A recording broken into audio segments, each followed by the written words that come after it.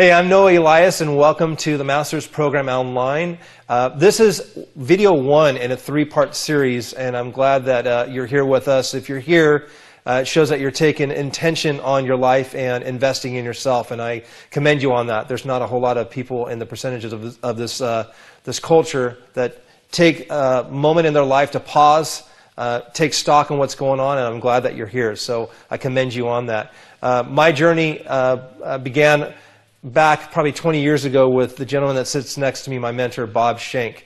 I'll let him kind of give you his history, but for me, we met in my early 20s, and I've known him actually longer than that, but our mentorship really kicked off in the 20s.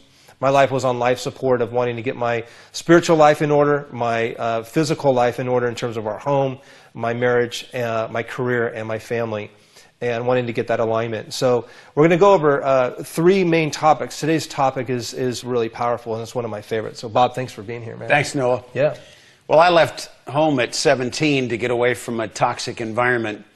I started college, was living on my own, and had an opportunity to get into business before I finished my college education. So I moved into that space, and for the next 20 years, I was leading businesses, clarifying vision, creating strategies, building teams, and mentoring leaders to achieve things that were possible. And most of the time, it was beyond anything they could have imagined for themselves. For the last 20 years, I've taken the part of that has to do with the leadership mentoring and made that the core focus of my life. Yeah. And this master's program experience over the last 20 years has allowed me to be able to work with leaders like you, Noah, to be able to see people who had more potential than they imagined possible and unleash that potential. Yeah. Most of us live inside a box. The cell that we have created for ourselves, we've really just picked up from life around us. The first word most kids hear from a voice of authority is no. Yeah. And our parents meant the best from that. They wanted to protect us and keep us from hurting ourselves. But the reality is that we just start hearing no, and we attune it to authority and expect that it sets boundaries that we have to respect. Romans 12, the Apostle Paul writes, "Don't let the world force you into its mold." Well, that's great advice, but most of us are confined to the box that the no's have given us. Mm-hmm. And whether that's the confinement of our education that set us on a path that has limited expansion possible once we get far enough along, whether it's the family system we came from, but they began to find that they had a great passion for the collision that leaders were having with disqualification, people who got outside the boundaries of their moral definitions that God has established. And they thought they were just lay people. What could they do about that? Yep. So in the middle of an already busy life, they said, we're going to turn our opportunity to just turn toward leisure and self-service, and turn that instead toward creating an enterprise that would help people who were in leadership find ways to survive the stresses, and the impact of their leadership could be expanded into the future by avoiding the things that took them out. Yeah. Jim and Debbie were living inside the limitations of, gee, we don't know how to treat leaders who are in ministry with a caring and a productive service, but they created an organization that's serving them today in powerful ways. Yeah. I think of Brian, who was coming up into a privileged situation where his dad had great aspirations for him taking over the family business. But Brian had a very different perspective about what he wanted the rest of his life to look like. Yeah. And Brian was able to get clarity about where he wanted to go and be able to present that to his father in a way that said that the value that his father had imparted to him was even greater than the value of the business that his father wanted to hand off to him. And how old was Brian, do you think? Brian was 28 years old when he came to that conclusion.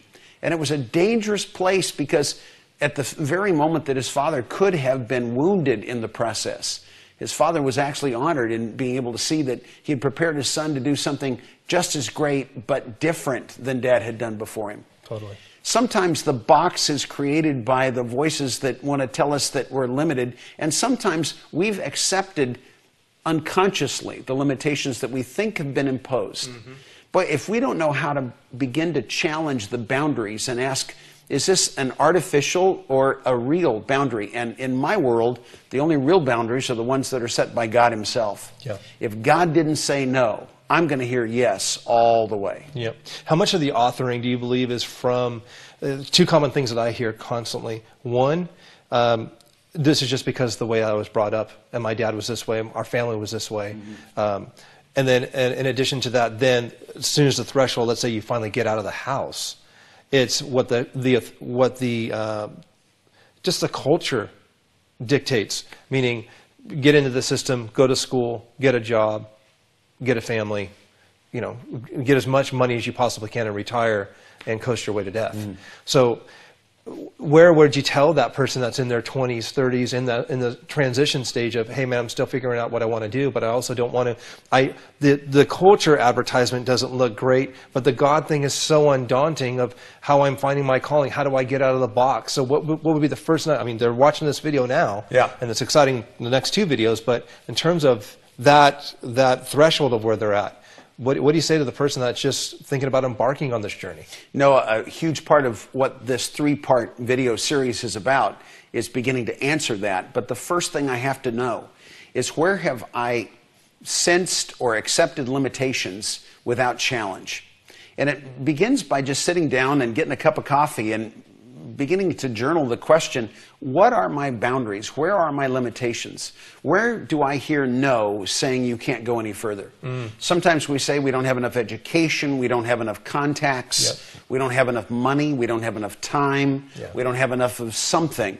And the sense of limitation that we have sort of grown up inside of, sometimes that limitation can be a cell with gold-plated bars, because the privilege that we may feel from something that others say is our great opportunity has become our great bondage.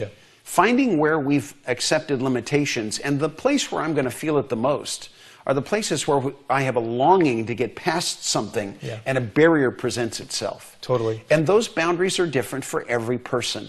Sometimes we can look at someone longingly and feel envy toward them, when in fact they may be more limited and confined by anybody we know. Totally.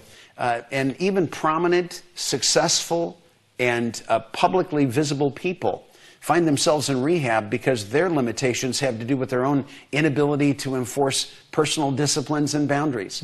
So the boundary may be your inability to establish boundaries. No, I get it. It becomes very personal. I have to ask first the question, where are my dreams bouncing up against the boundaries? And challenge them. If God established them, I can't get past them. But more often than not, I've found that they're artificial. They're coming from voices that we've given authority to that don't really have authority in our lives, nor should they. The next, you guys, this is exciting stuff. The next video that Bob's going to be unpacking is how to get in your zone.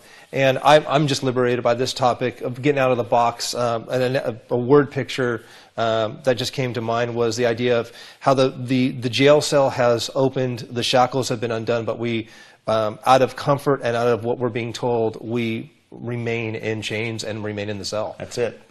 So if you would, please leave a comment down below. We're excited to hear from you. And in the next coming video that's coming up next is all going to be about getting in the zone. Talk soon, guys.